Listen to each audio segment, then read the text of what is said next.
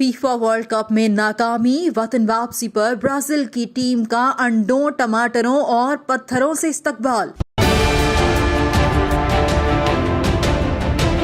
Croatia ने tournament के favourite Brazil को फीफा वर्ल्ड कप से नॉकआउट कर दिया था। ब्राजील की टीम पिछले 5 वर्ल्ड कप में चौथी बार क्वार्टर फाइनल से बाहर हुई है। पहले क्वार्टर फाइनल में हार जीत का फैसला पेनाल्टी किक्स पर हुआ। क्रोएशिया ने ब्राजील को 2 के मुकाबले में 4 गोल से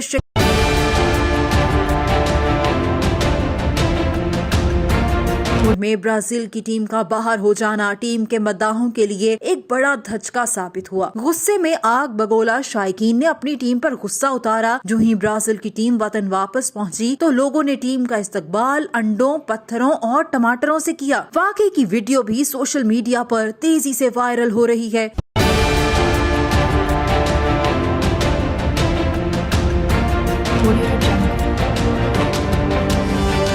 के साथ ऐसा बर्ताव करने पर सोशल मीडिया सारफीन ने इसको नापसंदीदा अमल करार दिया। पाकिस्तानी सारफीन की जानिब से भी अपने रद्द अमल का इजहार किया गया। एक सारिफ ने लिखा, एक हम हैं, तुम जीतो या हारो, हमें तुमसे प्यार है।